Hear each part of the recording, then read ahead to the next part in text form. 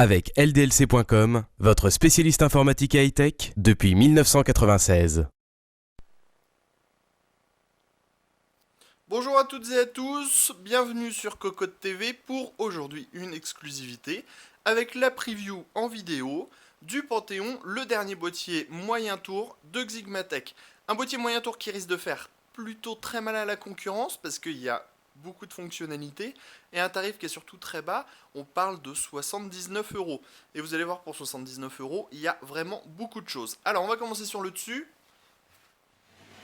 avec une grande grille en métal mèche qui est amovible forcément et qui permettra d'installer un radiateur de water cooling en 240-280 mm, radiateur qu'on pourra placer ici avec les ventilateurs en dessous, ou le contraire, c'est vous qui voyez. Sachez qu'il y a deux passe-cloisons par ici, on les verra mieux quand on sera à l'arrière. On peut mettre aussi deux ventilateurs 220 mm ou 140 mm si vous en avez envie, ou alors un 170 mm. Un peu plus en avant, on a le panneau de contrôle qui est ultra complet avec le power on, les diodes d'activité, l'interrupteur qui permet d'éteindre les diodes des ventilateurs, le reset, deux potentiomètres pour gérer la vitesse des ventilateurs, du eSATA, les prises audio, une USB 3 et deux USB 2. Maintenant on passe à l'avant. À l'avant on a les baies 5,25 pouces, 4 sont utilisables au total. Un peu plus bas, on a une grande grille en métal mèche. Et comme sur le dessus, c'est amovible. Et derrière, on retrouve les emplacements pour les disques durs avec des paniers. Alors, les paniers, on tire dessus pour les retirer. Ensuite, on glisse les disques durs à l'intérieur.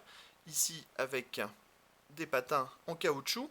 Et bien sûr, c'est compatible avec les SSD également. Au total, on a 6 emplacements.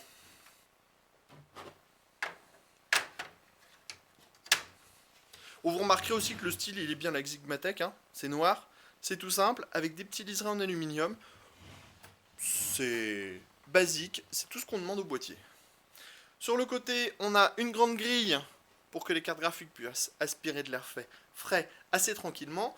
Et on a deux ventilateurs 220 mm sur le côté pour les disques durs, puisque comme on a un accès par devant, on ne pouvait pas mettre les ventilateurs à l'avant, ça semble plutôt logique. On passe maintenant à l'arrière. On retrouve nos deux passe-cloisons dont on a parlé au début de la vidéo.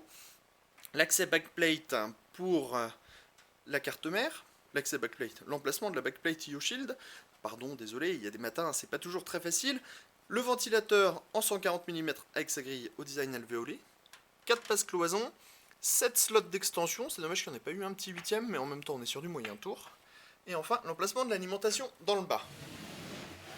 On va finir avec le côté opposé où on retrouve la grille qui permettra d'extraire l'air expulsé par les deux ventilateurs de l'autre côté. On va pas oublier de faire le dessous du boîtier bien sûr, avec les filtres, bien sûr le premier destiné à l'alimentation, et ensuite le filtre pour l'emplacement additionnel en 120-140 mm. On notera que les pieds sont en plastique dur, pas top la qualité à ce niveau-là, mais c'est pas bien grave, on est sur un boîtier à 79 €, faut pas le perdre de vue. Tout de suite, on rentre à l'intérieur du boîtier. À l'intérieur du Panthéon, vous allez le voir, c'est plutôt pas mal aussi.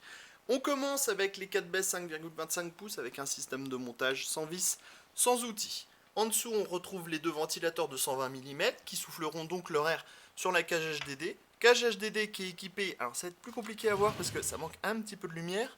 Il y a deux systèmes hot swap pour deux disques durs, ce qui est très pratique pour pouvoir avoir des disques durs externes rapidement et facilement. On a les autres emplacements en dessous. Ensuite, on a les grilles, celle pour l'alimentation avec son filtre et des plots en caoutchouc, et celle pour un ventilateur additionnel en 120-140 mm. L'emplacement de l'alimentation, il a aussi le droit à un petit peu de mousse. On a ensuite les passe-cloisons, les 7 slots d'extension au montage par vis et le ventilateur de 140 mm. Dans le haut, on a tout ce qu'il faut pour pouvoir installer un radiateur de water cooling ou deux ventilateurs 220 mm ou 140 mm. Alors maintenant, on va s'attarder un petit peu sur le châssis. Comme vous pouvez le voir, chez Xigmatech, on a l'habitude du cable management. Donc on a beaucoup de passages assez larges, avec toujours le cache en caoutchouc, ce qui est plutôt très pratique pour faire un montage qui est super propre. Et on a l'accès backplate CPU qui est lui aussi absolument énorme.